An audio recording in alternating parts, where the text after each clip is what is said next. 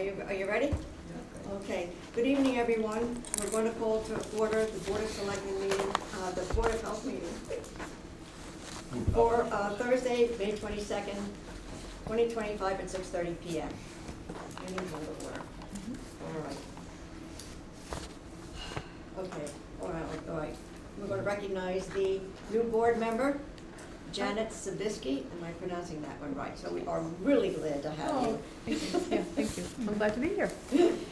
All right, so there will be some things that you can listen to but can't vote on yet. So Janet has not been sworn in yet, so she Okay. is here for observation only to be Okay. able to discuss and take part in next month's Next- meeting, if there's all right. anything Can that's People continuing. introduce themselves?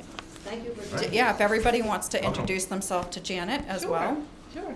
Hi, my name's Kevin DuPont. Idea. I'm a vice chair member since 2021. I'm the nurse manager over at Outer Cape Health Services Oh, great. across from Brax Landing. Yeah.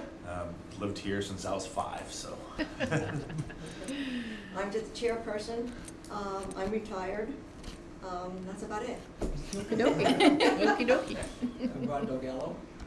Nice to meet you. I've been here for a long time. I don't even remember how long I've been here, but not that long.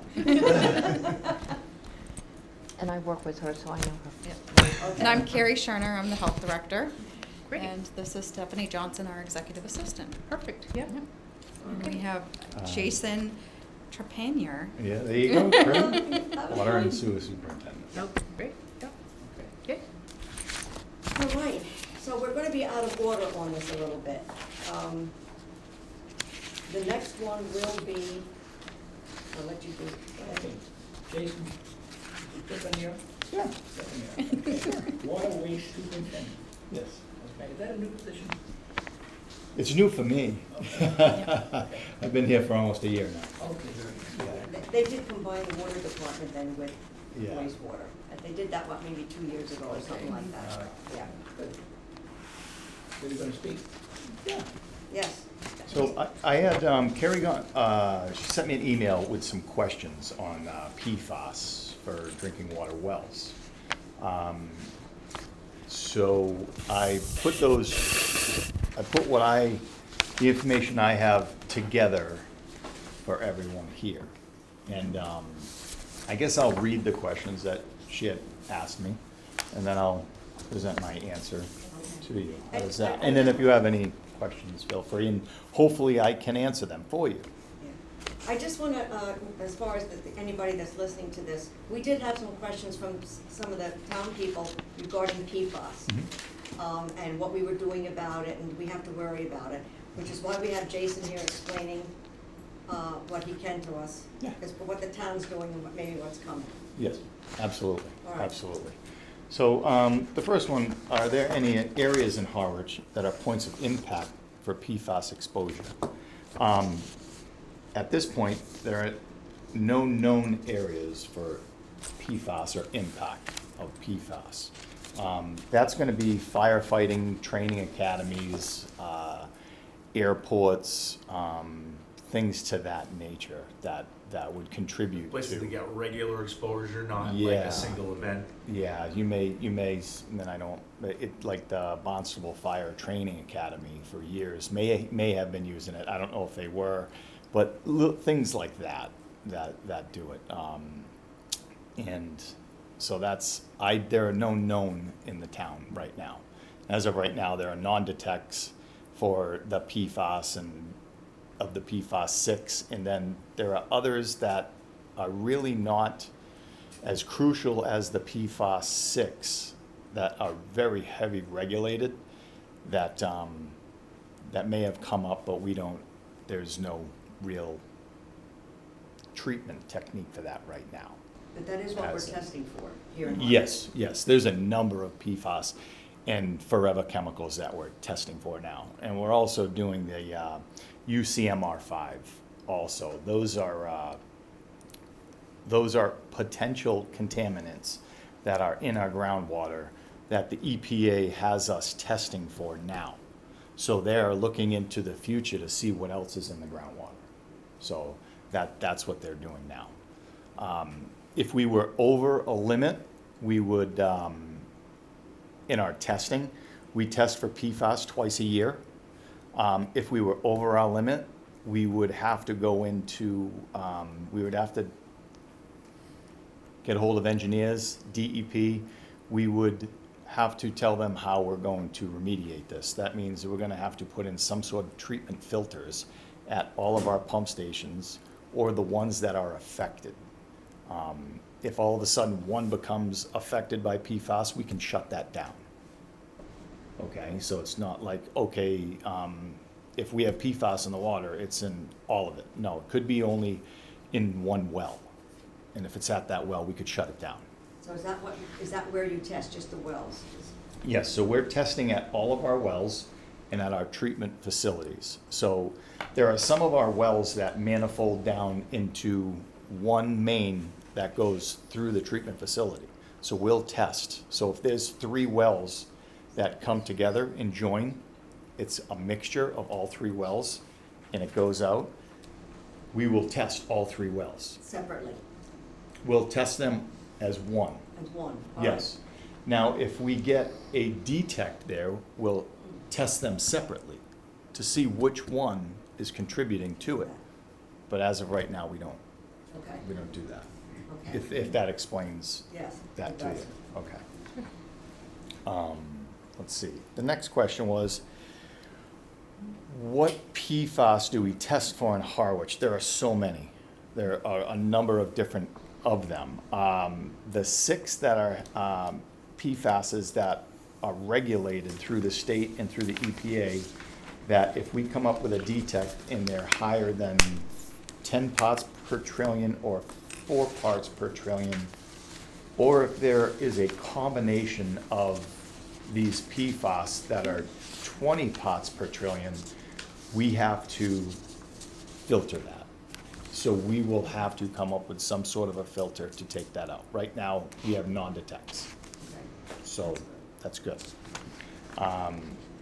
Some of these are they're called PFOA, PFOS, PFNA, PFHXS, HFPOA, and PFBS. And they're all heavily regulated by the EPA and the state. If you have a detect, I already know some water systems that the DEP said shut your wells down. No more. But not here in Harwich? Not here in Harwich, no. Harwich, no. So, and they were close to Otis. Okay. So that'll give you a slide. And some airports, they go out there, they train, they did, That's the PFAS 6 you mentioned, right? yeah, yeah. So they heavily, they trained out there, they shot their foam out there to put fires out, and it went right into the aquifer. And now they're testing for those, and they're coming up. So, Yeah, what's the origin of PFAS? What's the origin of, when did they start using it and how? And where? Where does this PFAS come from? so, it's come from industry, the industry, yeah. So it's manufacturing. It's the Teflon that's on your pans. It's Water-resistant if it makes your jacket waterproof. The carpets, so they don't stain. Different Teflon things pans. like that. Teflon. Pots, pans, firefighting foam. Yeah. DuPont, I do believe, was one of them. 3M.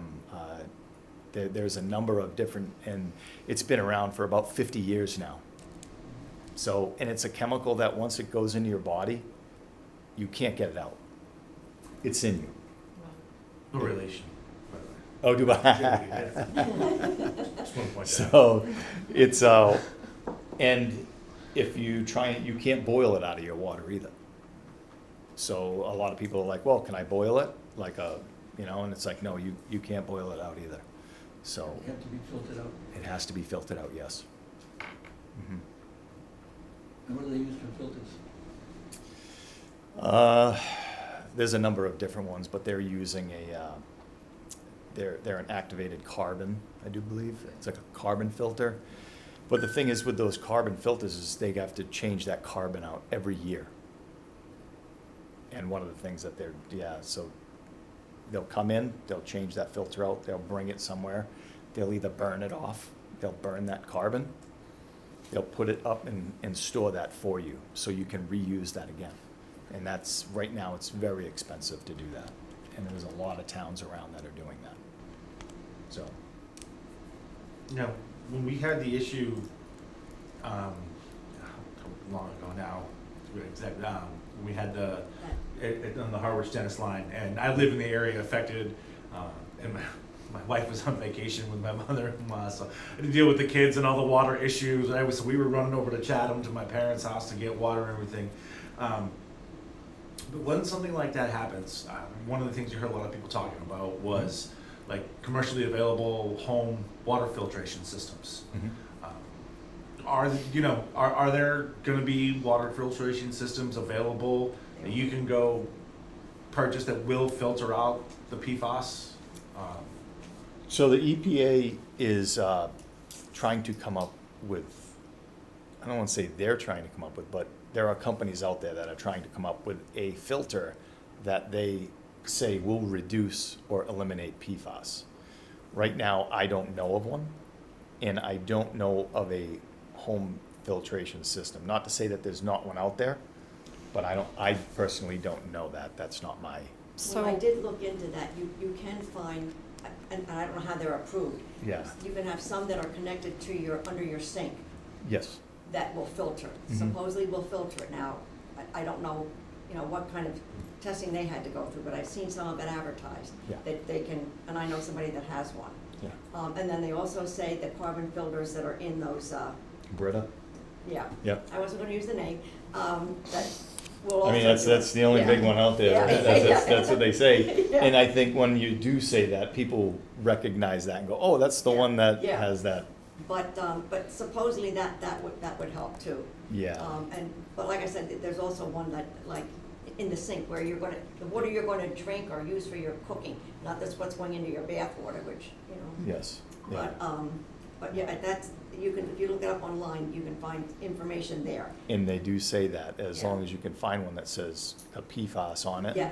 But I haven't looked that deep into it. Yeah. So I did reach out to the Nantucket Board of Health because they adopted the PFAS testing to find out what are some things that homeowners can do if it's discovered, because they're finding a lot of discovery too in there on Nantucket.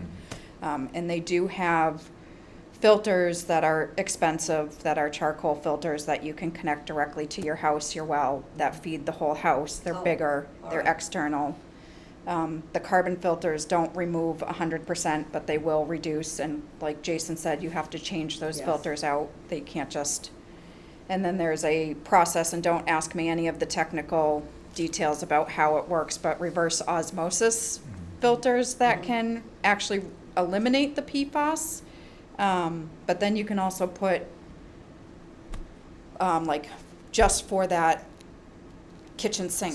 So there's ones that you can connect directly under the charcoal filters, that will help reduce but not eliminate, and again, changing out filters. So Yeah. a little bit more of a cost-friendly, but not 100% removal. And I think anybody that's interested in it is gonna have to do their own research Right.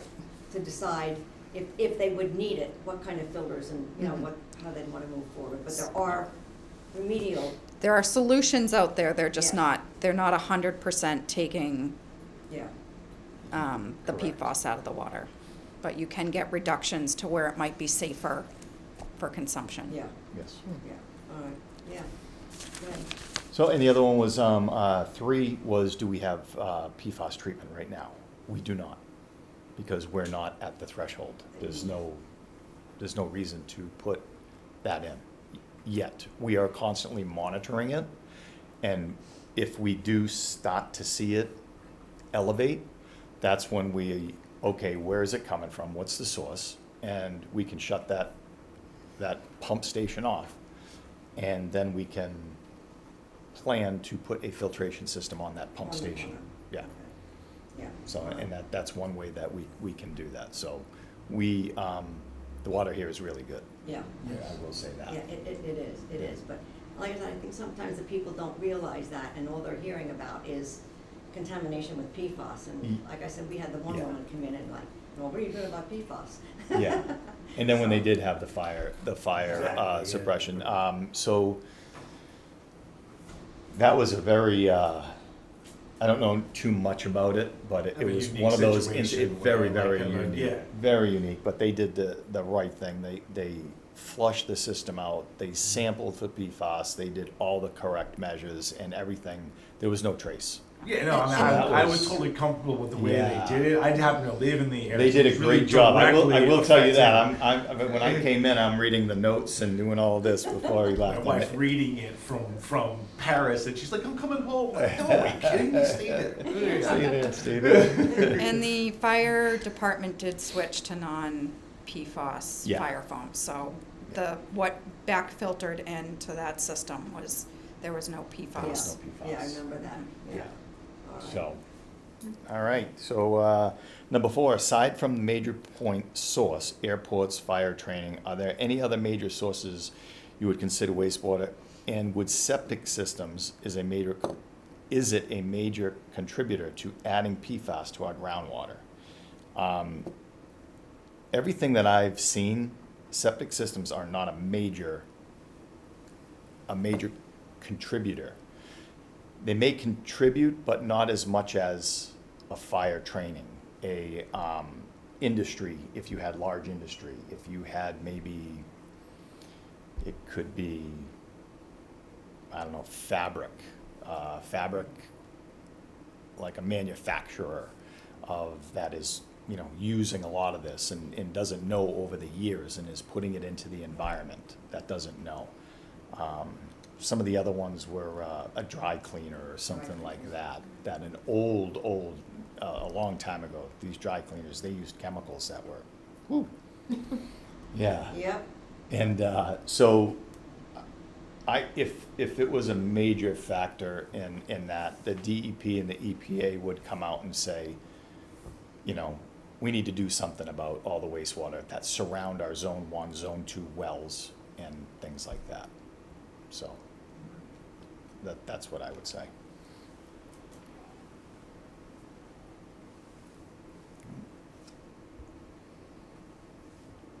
Okay, and then if we discovered private well was sampling above the MDL, what would the homeowner need to do to clean their consumption well?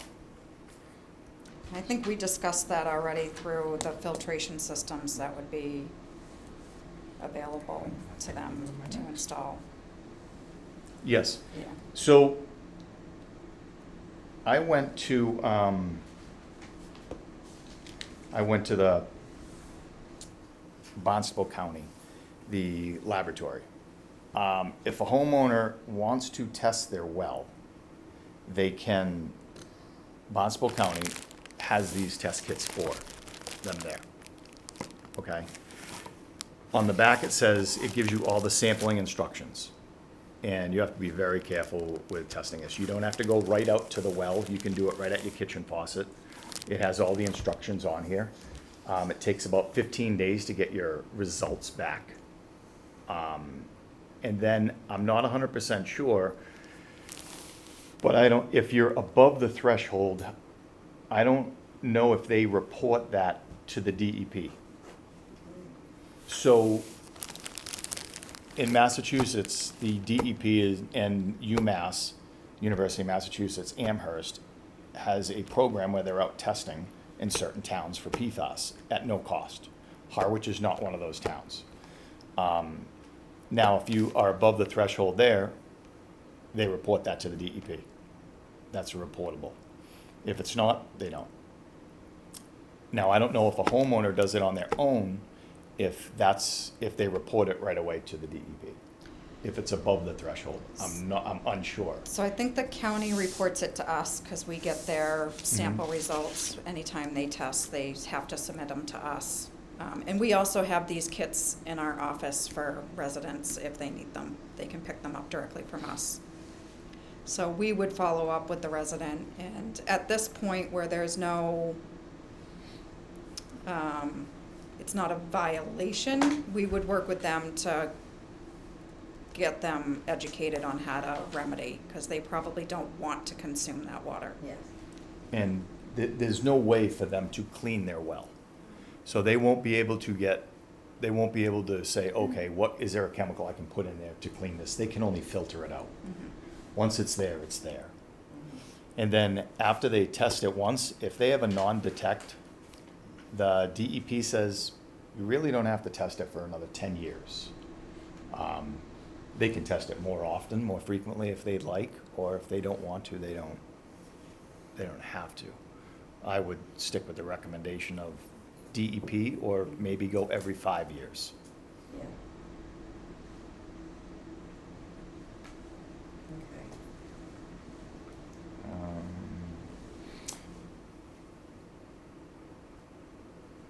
Yeah, and you cannot boil your water to get that out. That doesn't work. It doesn't work like that, yeah. Yeah. So a lot of people may be like, oh, I'll just boil it, I don't have to worry about it. Nope, it has to be filtered, and once it's in there, it's in there. It's not bacteria, so Yeah, it's yes, gonna work. yes. So, if you have any questions, if I can answer them, hopefully I can. What type of cancer is PFAS basically causing? That I don't All know. sorts, Yeah, all sorts. yeah, There's no specific. No, it's a lot of them. yeah, Because it there's, goes throughout your body. It doesn't just like stay in your digestive tract or end up in your bladder. It's all over. yeah. It's all over. One of the weaknesses. Yeah. Yeah, if you have a non-stick pan and it has a scratch on it, I would highly recommend getting rid of that. Yeah. Yeah. Yeah. We have switched over all of our non-stick pans Yeah. to Yeah. We either ceramic or. ceramic ones. They're Yeah. kind of nice. The old black pans. Yeah. Well, Yeah, well, yeah. Those ceramic Yeah. ones Iron, clean can't up go really wrong nice. with cast iron. You can't go wrong with cast, no? Yeah. So, Oh. I don't know, do we ask the people online if they have Yeah, any you questions? can, absolutely. I don't know how they let them know. I think they would unmute themselves. So if you want to ask if anybody online has any Does questions. anybody online have any questions?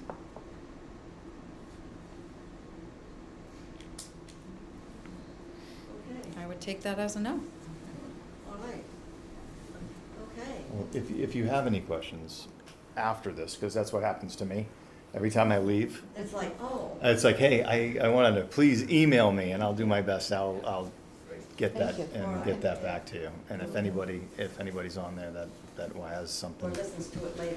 Yes, yes, All right, too, because this is one of those things that it's not gonna go away.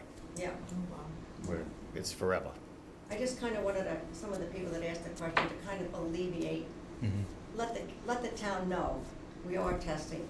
We haven't found any, our water is really good. Yes. If I understand, I remember Dan saying, some of the towns come and get water from us, Yeah. that the water's so good. Yeah, we have great water. Yeah, so that, but if we do find it, we're looking for it, and we're ready to handle it. Yeah. Yeah. And we just finished up, we just did our May testing for EPA, the MCL.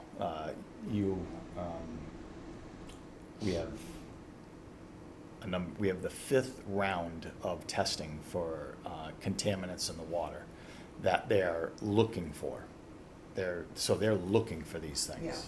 Yeah. And it's called UCMR 5. So we are constantly testing for this all the time. And then those results are put on your website. Those results, yes, they get sent to us. They're on the EPA's website. So if you wanted to, you can go on the EPA website and And find location. all of the results from everywhere on everything that they're doing. So, They can get them right off your website. All right, yeah. Very good. okay. Any other questions? Thank you. Thank you. Thank you. very much. You're welcome. Yeah, thank you, thank you. Have a good night. We'll let you go. Yeah. No worries, no worries. All right. Safe driving. Okay.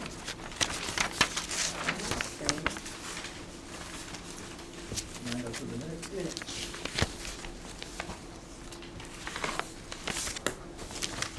Minutes of the previous meeting. I didn't have any problems.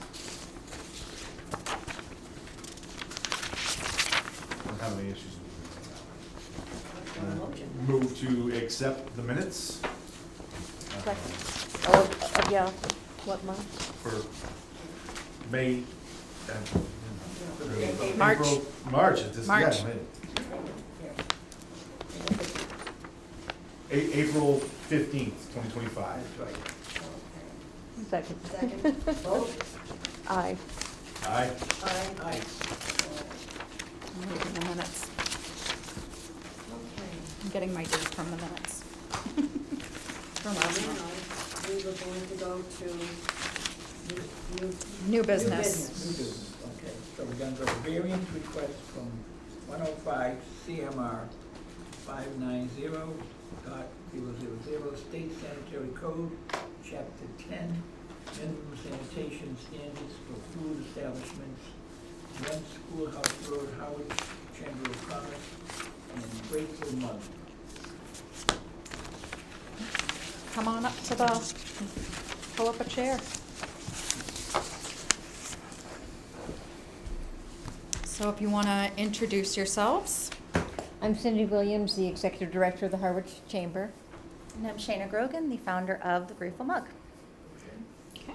Now, I had asked Carrie to kind of explain a little bit about the diagram Yes. that was submitted, and I think that people were seeing, when they pulled off the agenda Yeah. type thing. So we had a couple of residents reach out with concerns based on the way the application was submitted. Their concerns were primarily related to the proposal for the coffee station and how that was going to be serviced. So I just want to announce that the coffee station it's a single unit that does single cups and is direct tied into the main water line, which is down in the basement. It just happens to be near the men's room, so the sketch was showing the water line into the men's room, but the plumber came out, tied it into the water line that's in the basement. It was inspected today by our plumbing inspector, so it's all done in accordance with the state plumbing code, Exactly. and there are provisions in there to eliminate any potential for cross-contamination from water lines to sewer lines. So just want to make sure that the variances that are actually being requested are not in relation to the plumbing at all. They are to not have a warewashing station on site, but to have any warewashing that is performed be done at the commissary location at the Pilgrim Congregational Church. And then the additional variance is to not have a hand washing sink behind the line, but to be able to access the chamber's personal restroom for hand washing use. And I'm gonna let one of you explain Yep. what they've been instructed to do when they come out of that restroom. So what they'll do, they'll go into the private restroom. There's all employees must wash hands. Due to their intellectual level, I also bought ones that have pictures, so they know how what they'll have to do. They also, during their day at school, and Shannon will explain how they're also already doing these things. But there's all the soap, hand washing soap, etc., paper towel in there, as well as many bottles throughout of hand sanitizer. So there'll be one employee and a job coach. So at all times, there'll only be one person at the little coffee station, and they'll have rubber gloves. They also already currently, in their daily work use at the classroom, already have this process in place. So they hand sanitize, put their gloves on, and then do whatever they do. Does that help? Yeah, so there's a lot of steps set up in place, and the potential for their hands getting soiled already is very limited because of the operation is very limited. So it is not uncommon to have employees must wash. It's actually a requirement of the food code that employees must wash hands after using the bathroom. Mm-hmm. So it's already a sink that they have to use to return to work anyways.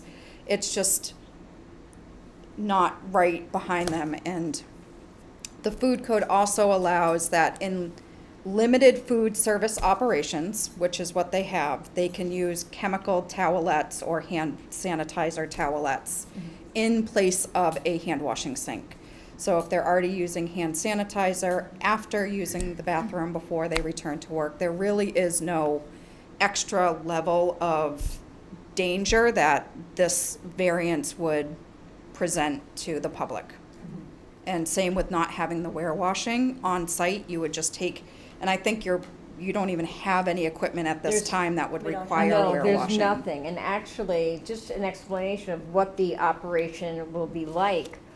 We made it very simplified, where everything is baked off-site at the Pilgrim Congregational Kitchen, which is certified.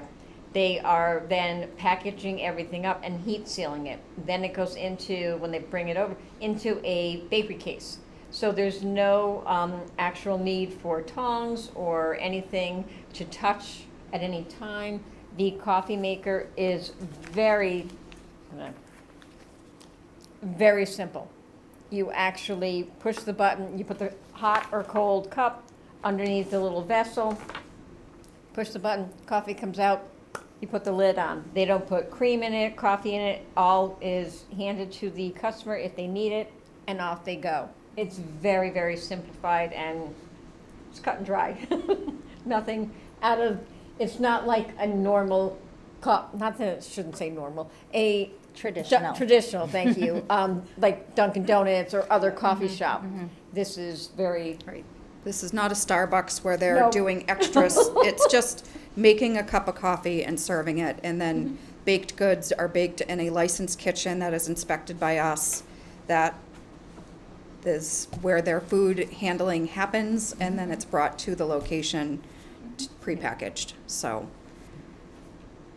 Yeah, I think you clarified, I think the biggest issues were where the water was coming from, Yes. the Yep. coffee pot. yes. Yeah. And if it was that That would was, be understandable. I was Yes. totally Yep. with them if that's what we were doing. No, No, the, it's good. the Good public clarification. restroom will not be Yeah, the public any restroom has nothing. extension No, of this no. operation. Not at It'll be all. completely separated. And I understand their concern when you looked at the drawing, the way Yes, that was yes, worded. the way it was, But I can see the understand. confusion now. Yes, it was If like- you don't know what you're looking at, Yes, yep, yeah. Yep. Yeah. So, yep. And I'm not a plumber, but I learned a lot about plumbing now. yep. So I just, we addressed the people that had the concerns. Yeah, I hope we did. Yes. I would encourage them to come out and see the operation once it's in full swing to see. But the plumbing goes directly through the floor into the direct line. There's no connection to the Just to men's. clarify too, you were saying in a limited service, just hand sanitizers acceptable by the code and everything. By the right? food So- code, yep. All right. So this is the added, not having the hand washing sink was kind of just an extra level of protection, just to make sure that they have a place that they can physically wash their hands if they need to. But they could get away with just the chemical towelettes. Anybody? Where was the location? It's at the Harwich Chamber of Commerce, It's a, Harwich, in Harwich Port, okay. where the public restrooms are, the public parking lot. If you go to the hot stove, we're diagonal from there. Okay, All I right. know where it is, I just was wondering, so. Well- No question. Okay. that was an easy one. Any other questions? Anybody online?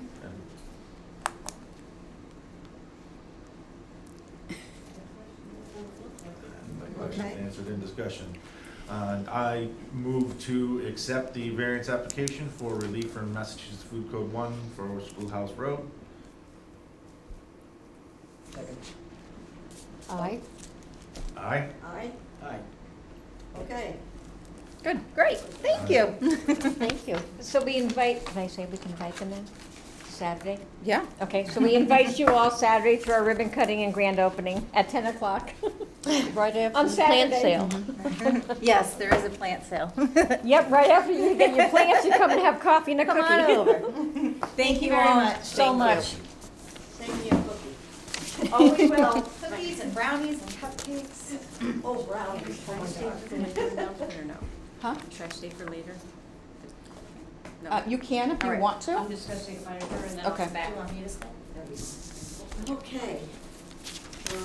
So now you can go back to your continued discussion on the private wells, if you want to read that in, Ron. All right. And I guess we're gonna finish up with this maybe next month, or do we? That is up to the four of you. So if there's revisions that you want, if there's anything, I mean, that's, Do we wanna add in there, what Jason brought up about testing like every 10 years? so we can take the language from the Nantuckets Yeah, and add that in and bring that back next month. Yeah. So, for their testing requirements. And we can model it after what they, yeah, I like that, you know, that to have it at least done every 10 years, and then if you do have any elevation, you can have it tested more frequently and look into remedial applications to take care of it. so for the water quality testing requirements, we will replace what we have with the language in the Nantucket Board of Health. Yeah, I think that would be good. Regularly tested every 10 years. Yeah. Is there, and I mean, I guess, owners, well, kind of their responsibility, but if, I know the requirement is every 10 years, but I think if one is tested positive, and even if it's been filtered out, can we make a requirement that if it has tested positive and been filtered, that it's tested after 5 years, and then it'd be every 10 after that? But I would But it's think already if it there? had tested positive already and been filtered out, I think testing it again sooner than 10 years would be Yeah. a good Wait idea. 5 years for it. Yeah. And then it also has an added stipulation of when it sells, it should be tested, Yes. so. But I would bring it down to a year. I mean, it seems to me if you tested positive, Yeah, I mean, why wait 5 years? yeah. So we can add some language if there is a positive test, how frequently it should be tested. Yes. And I don't remember, because I didn't get all the way through that. Can we also stipulate that for an owner that is renting a property or leasing, Mhm. that they have that documentation, that as somebody that's now, we're switching, they're now gonna go lease this. Mhm. If I would say, can I see when you tested for that, that they Yeah. should have that available, that they. I think we already have that in our draft, All right, but if it's not, I will make sure it all is. right. Yeah. But I'm pretty sure that was, because you brought that up, Yeah, I would have. yeah. All right. And So I guess if we're gonna agree to push this to next month after a few amendments, we agree, I think we all agree on the every 10 years regularly, as far as that's the normal regulation goes. What do we wanna say, for, like, 1 year, 2 years? I certainly go earlier than 5. But if they tested positive, what do we wanna say, Go a year after that, and be retested? retested. And then to 10 years after that, but a single Depending test on what- another what year we later? can see if there's an EPA recommendation too for retesting if PFAS is discovered. Okay. And Alright. if it's If more they're- stricter than every year, then we can If incorporate that there's one in. more strict by the EPA, if we Then we'll could follow include that. that, and if not, if we could say 1 year, Mhm. everybody, Yeah, okay, all right. Makes sense. yeah. Okay. So, motion to revise and return for continued discussion. Yes. Motion to revise and return the health regulations for private wells to include verbiage on required testing every 10 years, and in addition to if a well has tested positive, to require testing either 1 year afterwards or per EPA recommended guidelines if those are more strict than 1 year. Perfect. vote on one, yeah, Second. okay? Aye. Aye. Aye. Aye. Okay. So then we're on to social health director. Oh, that was your turn. Second. All right, no problem. Okay, so we have a staff update. I would like to welcome Terry Garino, our new senior health agent. Terry started on April 22nd and has hit the ground running. Terry has her bachelor's in public health from UMass Amherst, is a registered sanitarian and certified health officer. She has over 10 years' experience as a health agent. The knowledge that she brings to our department is invaluable. Terry will be taking over managing the People's Garden program, utilizing her passion for gardening. We are lucky to have her join the team and excited to be able to learn from each other. Our DPH intern, we were fortunate to receive another intern through the DPH internship summer program.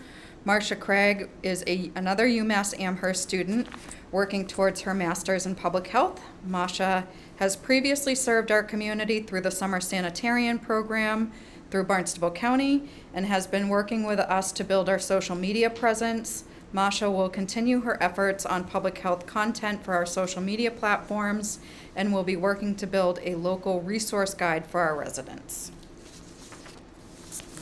Okay. Okay.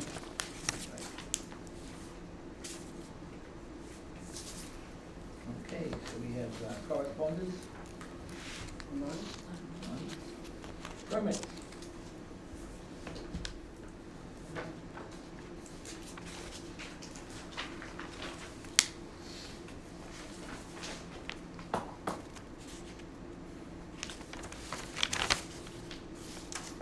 Any questions on the permit? Cranberry Festival's in August?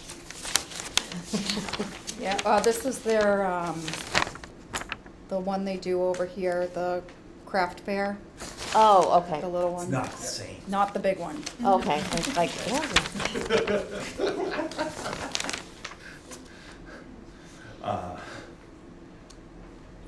Motion to accept the permits as listed today, May 22nd. Second. Vote. Aye. Aye? Aye. Aye. Other. I don't think we can do any further. I think we usually do.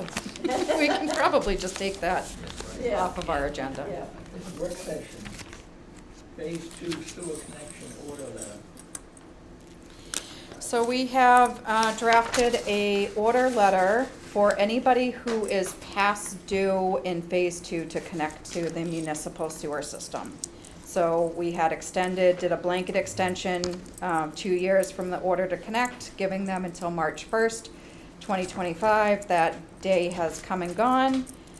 We have about 50% of the folks in phase 2 who have connected. So we're giving them 90 days from receipt of notice to connect to the sewer. If they have issue with that 90 days, they should reach out to the health department and discuss. Question. Yep. How many homes does 50% About represent? 200. Are there enough businesses around that are gonna be able to help, even if these homes are at least 200 homes? Or I should say properties, because it Property. could be businesses, homes. Let's say every single one of them complies, Mhm. and they probably won't. But every single one does. Is there gonna be enough installers and businesses to handle that within 90 days? Nope.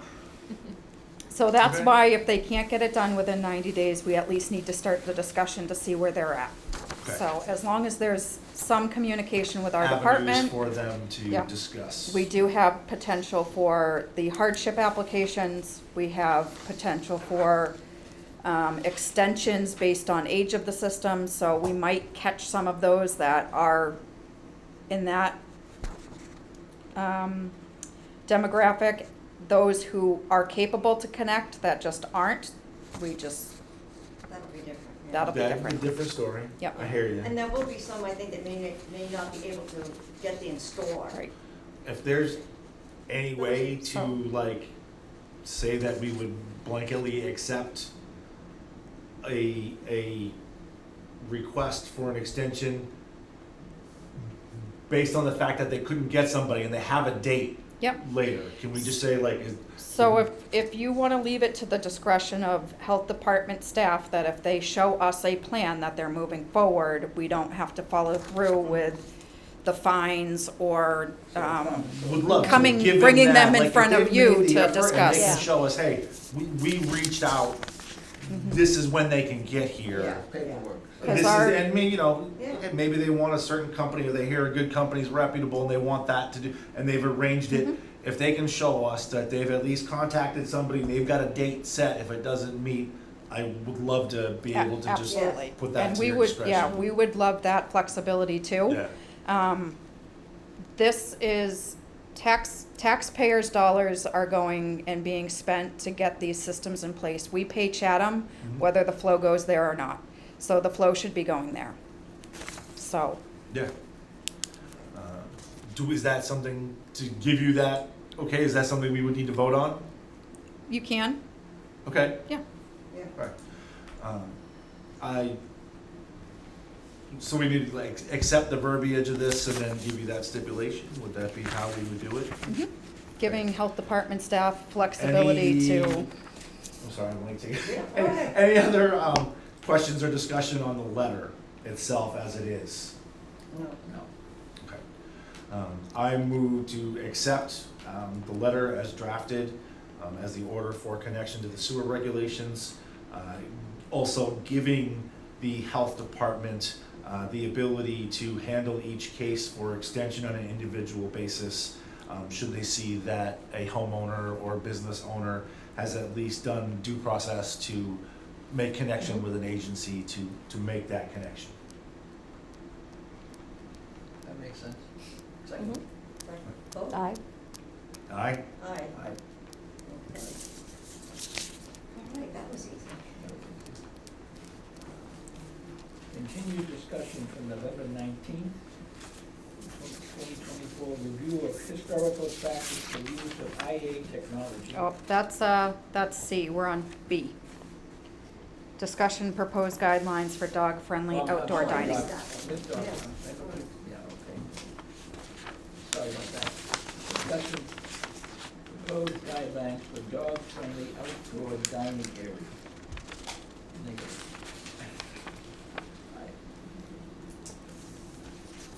Any questions? So this is coming to us because we had a lot of interest last summer about allowing dogs on outdoor patios. So we drafted what would be a potential variance process for anybody, any establishments interested. At this point in time, the federal food code does not allow for pets in any portion of an establishment.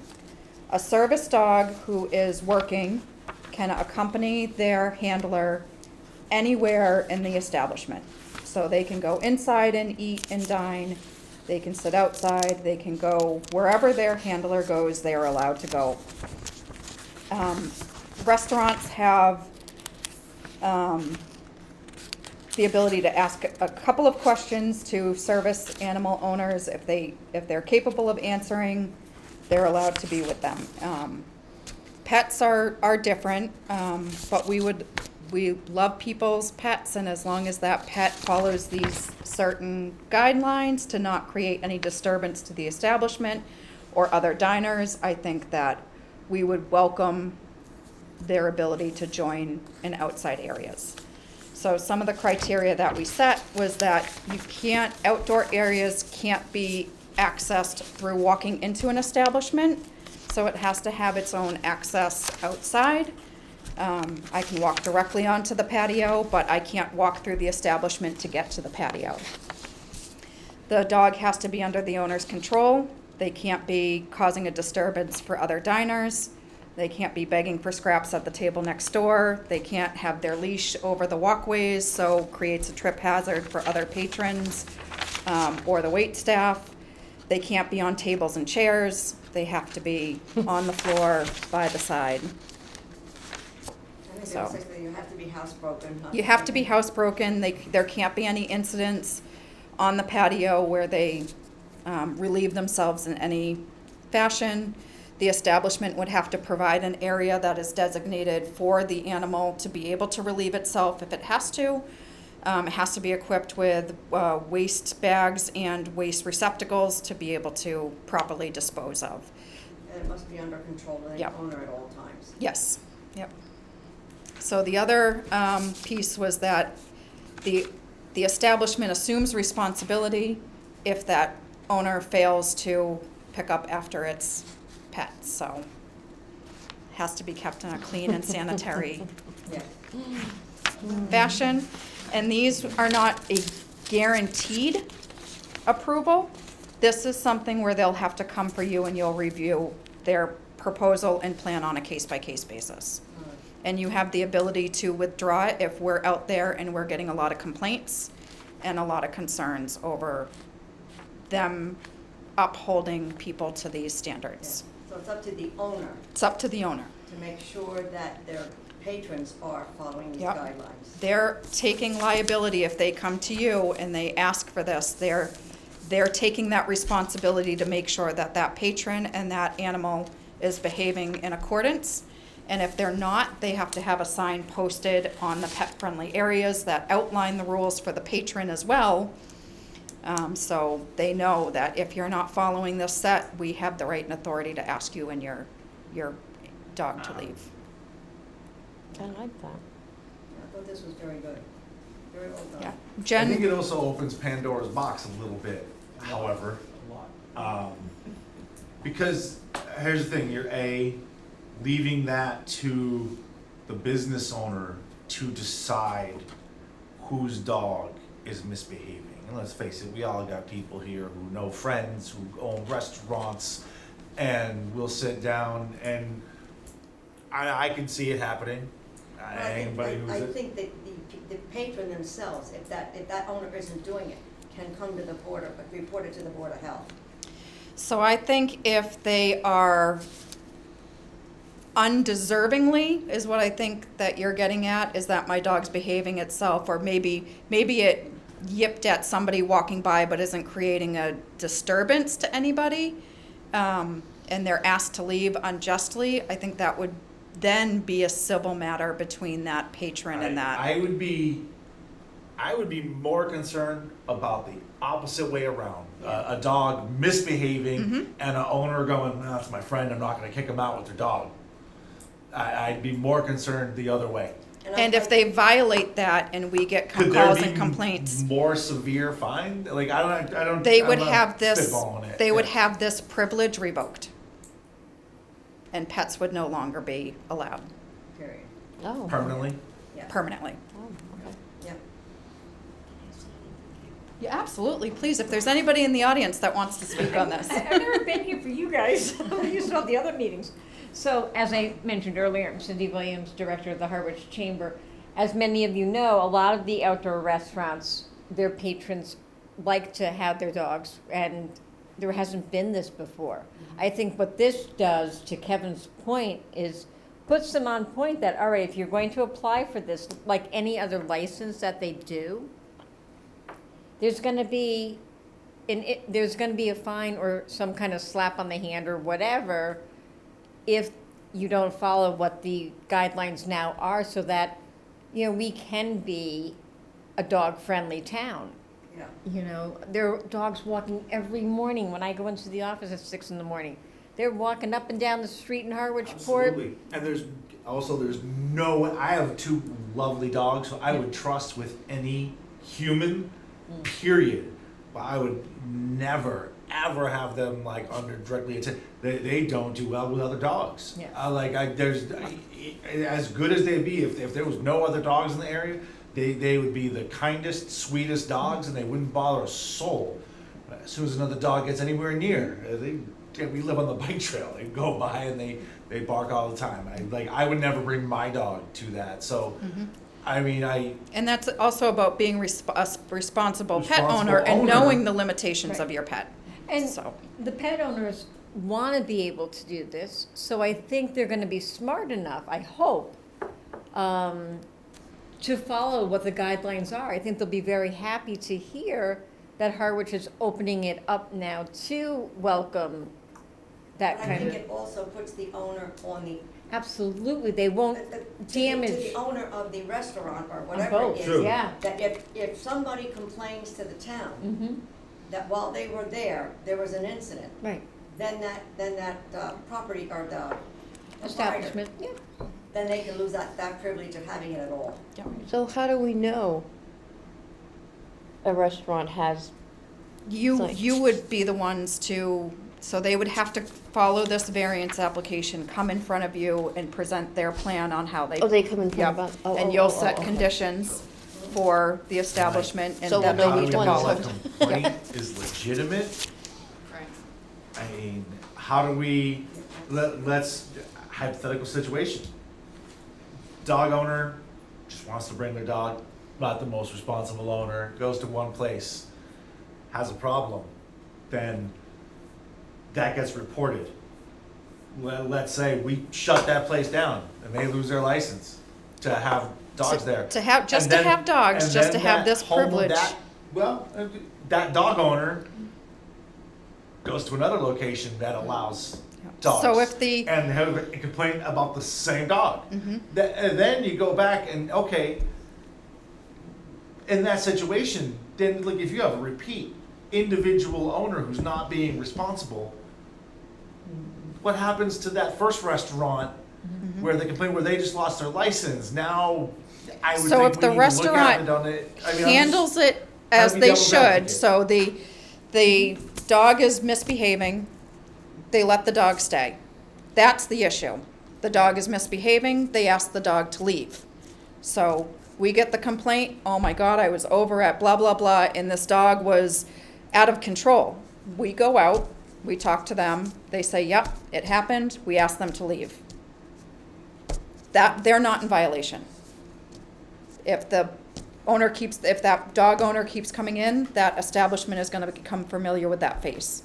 And they're gonna say, I'm sorry, your dog is not welcome. How can we get you your food to go? We can still serve you, but we can't serve you with your dog. And you can't go put the dog in the car if the weather, you know, like if weather doesn't permit either. Like that is all written in here. I mean, you're not going to have a milk cart with the face of all the dogs, but, I'm a dog person. I mean, but there could be something, like you said that, so then. And there is others- some kind of liability that these businesses are opening themselves up to by asking for this. You know what, I'd have to go back over this, but, you know, like we had the owners that had to, make sure that the people that were, like with the cigarettes, that the people that were working behind there had to be trained, and that was a responsibility of the owner. Can we get some wording in here that says, you as the owner are responsible for seeing that anybody that is, your waiters or waitresses Any employee? know that they can ask somebody to leave. Yep. Not that they can say, well, we weren't there that day. Everybody that works there has to know what the regulations are and that they have the right to ask somebody to leave. So we can ask that, we can add that condition that all staff must be trained on this process. Very similar to when we do the whole noise and all that kind of stuff, and that meeting that we do with the establishments twice a year. It can be one of those too, Yeah, just. we can incorporate it, that it's not guaranteed. Yep. And we can do for the public, unless this dog-friendly sign is posted, your dog does not belong in an establishment. They do not belong in grocery stores at any point in time, unless it's a service animal. But for food establishments that have outdoor patios with this sign posted, your dog is welcome as long as it follows this behavior. Now, does that actually, no, wait, what you just said there, that if the sign isn't there, that it's Well, a sign shall be That's on the posted with the restaurant. following statements. And the bold is all of the statements that must be posted. I think what we can do too, Sharon, is kind of have a fun kind of sign that goes along with the guidelines. So when you're looking at an establishment's door, or if they have something that has their menu outside, we could have like a paw print or something, so that people know, oh, I can bring my dog here, sit while I have a cup of coffee or whatever. So people will know that this is a dog-friendly, just like it's a smoke-free area or Yeah. whatever, Yeah, yeah, Yeah. that might be, And then, That might be- we'll be also putting things like on our website. So when we do stuff about restaurants, we'll have a section pet-friendly or whatever, that'll be something that we make sure that we continue to work closely with the all right, health. yeah, that I think And- would be a real boost. Absolutely. Language in the sign also says, in accordance with the conditions of approval from the Board of Health, you and your party and your dog may be asked to leave if these rules outlined below cannot be followed. So it puts it back on us, too, that we've set this criteria. So it's not just per the restaurant, Yeah, this needs to be, this is it's an us, it's the approval Board of of Health. them.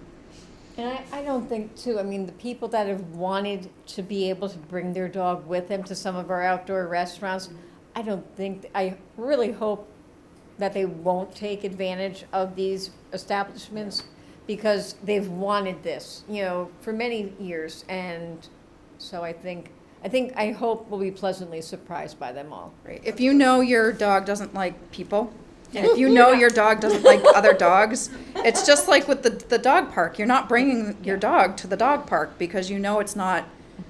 So just because I can bring my dog doesn't mean every We dog should. belong. Right. Yeah, all right. All right. I think that sounds real good. Okay. Thank you, Cindy. I knew it was on the agenda, so I stayed That's good. to help.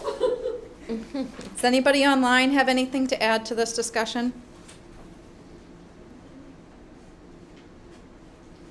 Okay. This is Patrick Otten. I'm enjoying your conversation. I hope it moves forward. Thank you. Thank you. Thank you. Okay. Any questions from the board? So let's say, the port, it is an outdoor seating area, right? Somebody brings their dog, right? And somebody else, 2 tables down, brings another dog, like having the point. Okay, and they have a problem with each other, okay? So, does the restaurant have to notify in advance that they're dog friendly? Is that the idea? There needs to be posted signage that they know, Outside- and they wouldn't. outside area. And with the port, because their patio is out back, they may have to find alternative access to be able to be pet friendly. They have something in front, don't they, too, in the port?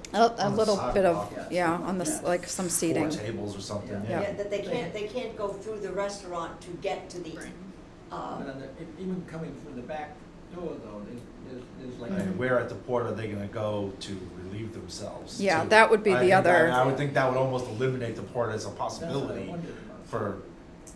I bringing think it they up. would have to have a pretty extensively thought-out plan that they brought to the board. Yeah. I think some establishments, this is gonna be easier to accommodate than others, just based on how they're already set up. But that's gonna be at your discretion to review them on a case-by-case basis to see if they've thought this through enough. Yeah, like the 3 Monkeys, another one, that's Yeah. a large area outside, Yep. so, yeah, I would, I don't know, I'm not sure. But it Yeah, would- I we don't would think need it's- to have an area within that area Right. That's what I. fenced off, Yeah. blocked off A to lo- provide Yeah. space for dogs to relieve themselves need be. That's- And well, that's- restaurants are gonna have to make that decision whether losing that area and, space to make extra tables is worth it to them to apply in the first place. yeah. I think so. Yeah. And we And will it's- have, You're gonna have it's some not that a you're blanket, it's probably gonna gonna be deny applications. that. Well, that's what I wondered, Yeah. right, yeah. So they're gonna have to come to you for everyone. You're gonna set your precedents as to what you think is an appropriate standard. And then you'll move forward from there. And if we continue, if we have issues, or if an establishment has frequent calls about not having an appropriate area for the dog to relieve themselves, or don't clean up appropriately, or don't have the means, then they'll be back in front of you to have that privilege revoked. That's the tricky part. Can I just ask a question? Is this service dogs as well? So service dogs are a completely different So discussion. they don't need to have, Different category. Yeah, okay, so they so- don't need their own little bathroom and all that, No. okay. No, service dogs are allowed by law to accompany their handler anywhere that the handler Okay. goes. Thank you. Mhm.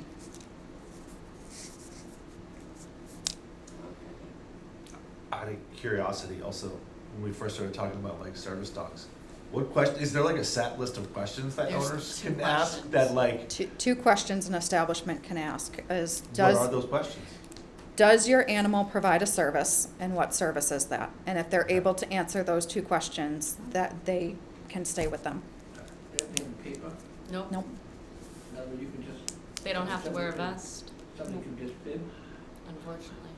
Wow, wow, I don't think that happens very often. I've never seen one in Shaw's. Do we wanna put that in there, that, you know, this does not apply to service dogs? Just, I think that this is dog-friendly pets, and I think we highlight Service dogs are covered under the ADA. pets a lot,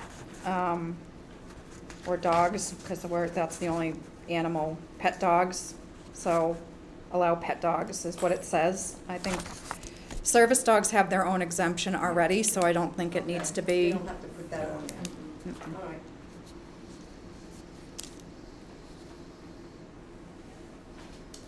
All right. Anything else? Anybody? Okay. I am skeptical, but move to accept the proposed guidelines for dog-friendly outdoor dining areas, subject to variance approval by the Harwich Board of Health. At least we still have the control to handle it on an individual basis. Second? Second. Vote? Aye. Aye? Aye. Okay. Now we'll go to C. We'll Yes. get you a copy of this, so. Perfect, and I'm happy to help sit in on any of them as they come forward to help any with any of it too. I think Thank you. it should be pretty straightforward. Yeah, but for anyone that maybe doesn't know some of the restaurants, and maybe if they haven't got through a couple of things, I can be that outside voice that just goes, well, didn't think of this. Sounds good. Oh, and then that could help too, and that could help you make the decision and have them help think through it a little bit more, so. Yeah. Yeah. And Jen's a great resource too. She put this together. She did a lot of research, so. Okay. I think that was good. All right. Continue discussion from November 2024, historical practice for use of IA technology, increase in bedroom count Okay. for sewer connections if innovative alternative technology is provided. So with this, what we had originally started discussing and what we want to be able to move forward with is, the question has come up a lot on whether people connected to sewer can have additional bedrooms. It's been historic practice of our department to not allow the use of IA technology, which gives additional treatment to septic systems and have their own set of benefits outlined by the state. A property in a MAP Zone 2 currently is limited to 4 bedrooms per acre. The state allows the use of IA technology to increase that to up to 6. So we have always said in the town of Harwich, no. The sewer treatment and sewer connection is, you're getting a lot of treatment through that effluent. So we're looking to see if the board wants to move away or would allow us to move away from historical practice on our consideration of IA technology and allow sewer to be considered IA technology and let those folks who are not being connected to sewer utilize IA technology for additional bedroom count, which would, the IA technologies, as we learned at the last meeting, they get a lot of nitrogen treatment. There are some out there that do a little bit of phosphorus. So there is environmental benefit to allowing the use of IA systems, and people aren't going to put them in without reward. So they're expensive, they require maintenance, they require frequent testing. So I think you would see more of these systems and more nitrogen reduction if we allowed the benefit that they provide. And then it also allows a little bit of a benefit for those who do connect to sewer. So these people who might be dragging their feet that we're trying to get to connect, if we gave them a benefit, Yeah. they might be more willing to connect and spend the money. And put them on the same par with sewage. Is that what you're saying? Yeah. Yep, so that we would treat them the same, IA Like if systems. you get the sewage, it's the same as putting in an IA, and that makes, Makes to me, sense. makes Yeah, perfect sense. yeah. That makes perfect sense. If we put something in like that, can we make it a little more clearer than maybe what Chatham has done? So the way so Chatham, I have how they handle it.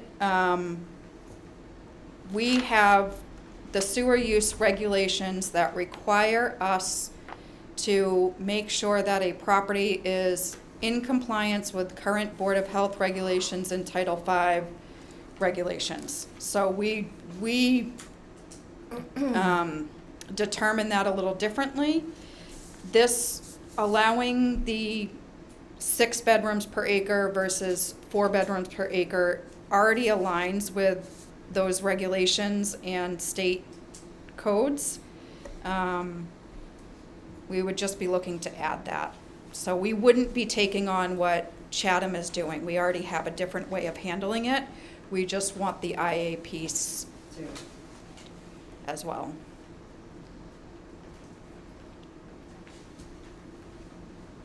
okay, and this is one, yeah, all right, this is going under the bedroom count. Yep. Yeah, all right. Yeah, I think that makes sense. Yeah. So if the board wants to continue it for additional information, you would vote option 1. If you're okay with moving away from historical practices, we would look at option 2. And if you want to just continue to leave things the way they are, we would go with option 3. All right, then you're gonna draw something up that we could look at the next time? Nope, this would be just, because it's not a written policy, it's not a regulation, there's currently nothing in writing that says we have to follow this. It's a historic practice. So I'm looking for your approval to move away from historic practices. I agree with that, but I'm saying, should we put something in writing that people can look at on the website that says this? I don't think we need to put something in writing because there's nothing in writing now. And it kind of already is in writing with the state letters. So the state approval letters are already out there.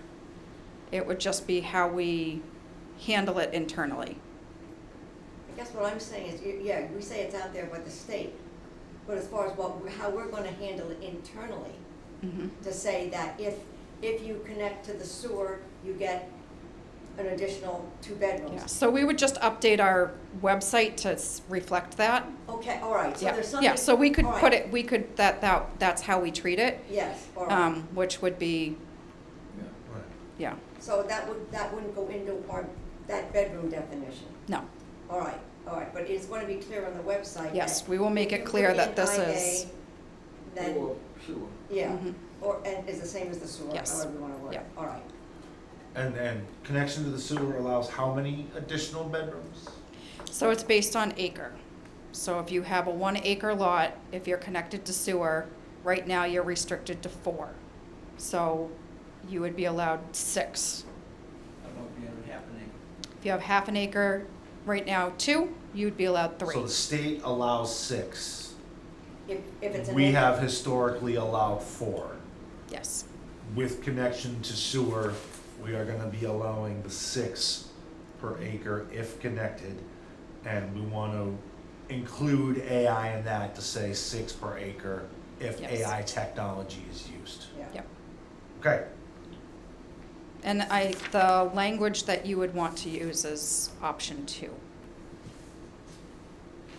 And it,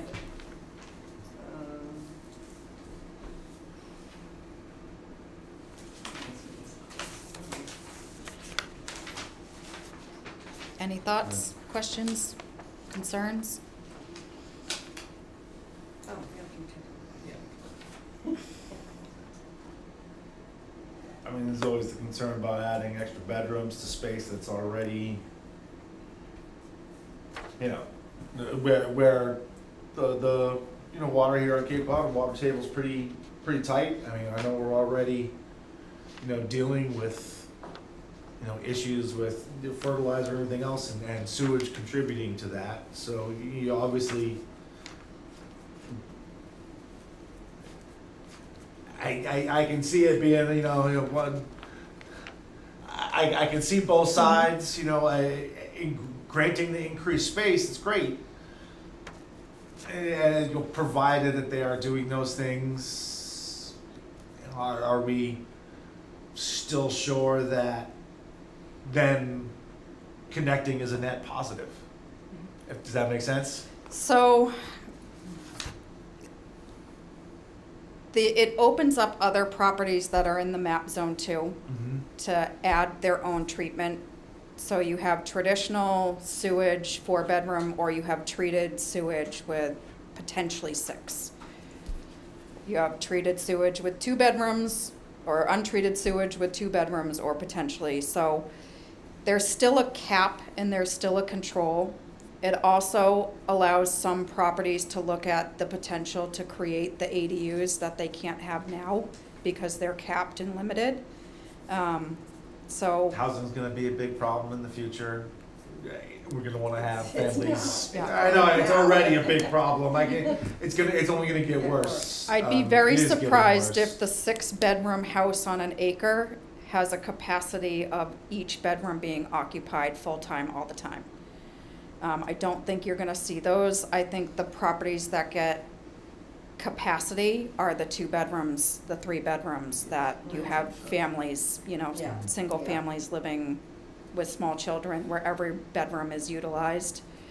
But if we can create an opportunity for these traditional systems to add treatment, that's the benefit that I see is the benefit that they're adding treatment. And you might have a 6-bedroom house that has treatment that still only has 2 people occupied on a full Yeah, I think we have to go this time. way. Yeah. It creates an opening for us to, because we've always, nope, you're maxed, you can't have the ADU. Period, Your septic's maxed, you're in a map zone 2, you can't do it. Yeah. And then we have, Now we can say put it in AI. right, and then the benefit of sewer, right now, for our residents, there's no benefit to sewer other than you don't have to deal with the headache of your septic system. Right. So if we can potentially create some benefit in some fashion while staying in compliance with regulations that still have capacity limits. Because you're talking, if sewer costs money to connect, and Mhm. I don't think everybody will automatically want 2 more bedrooms. And there's still plenty of people in the town who aren't, who are paying for it through taxes, but are never gonna have the ability to connect to sewer. So changing that stipulation would at least give some of them an opportunity, to,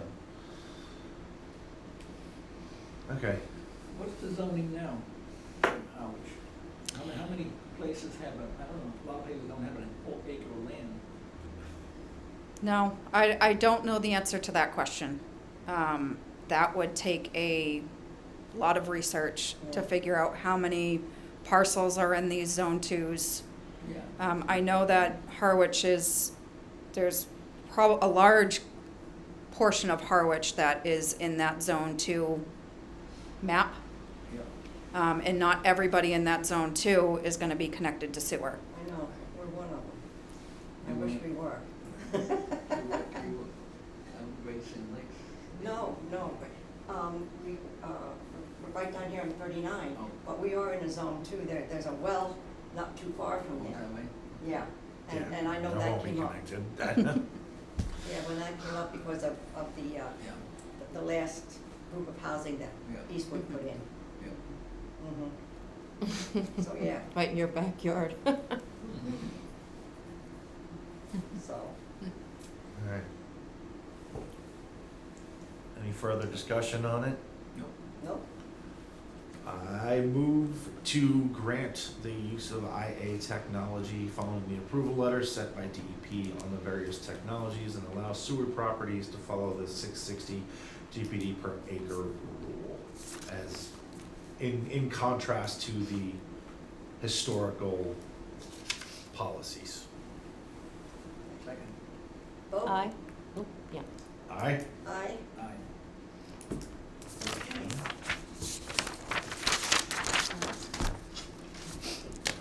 Adjourned. Motion to adjourn? Motion to adjourn. Second. Okay. Well, nice to meet you all. Aye. Aye. All right. You sure you want to keep going on for us? Oh, sure. Want to stop It's recording? very, it's interesting.